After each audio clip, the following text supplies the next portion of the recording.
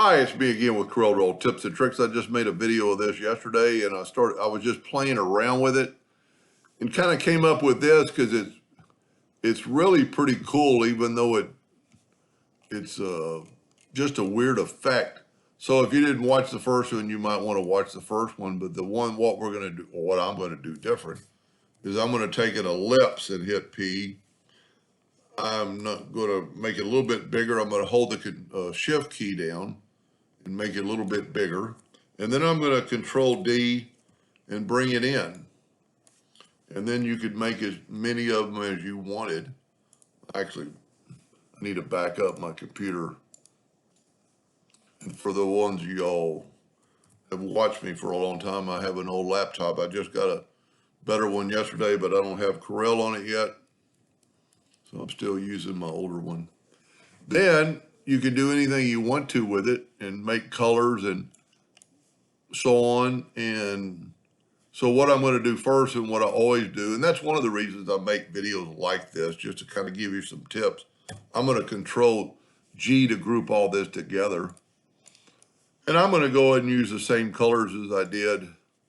So I'm going to put blue there and blue there, and put maybe red, red, red, red. And I am going to go ahead and use white just because I'll put a background on it. So I'm going to put white, white, white. Whoop, I got a leak. So whenever you have a leak like that, let's go ahead and do the other two. So well, it didn't leak that time. A lot of times when you back it up. So because I have this grouped together and I've started in the center of the page, I've got my nudge factor set on 20. I can move that out of the way. Now, this is what's pretty cool. I'm going to go to object and group them together. And I'm actually going to get the smear tool, which is underneath the shape tool, set it like on 1/2 of an inch, maybe even a little bit bigger this time. Because the bigger you make it, the bigger the smear. Then click on your item and smear through it. And it doesn't look like it would match the next version. And I'm actually going to even mix it up a little bit more. Let's take the smear tool again, and maybe from this side. And see, what's neat about it is not going to go out of the constraints of your item. Now it's already grouped together, so I can Control D and make a duplicate.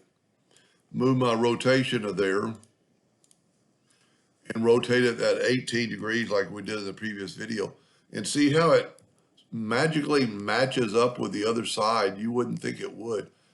Mine this time is a little bit off right there. But it's just because let's back up here and just smear it that one time. And maybe I went a little bit overboard with that.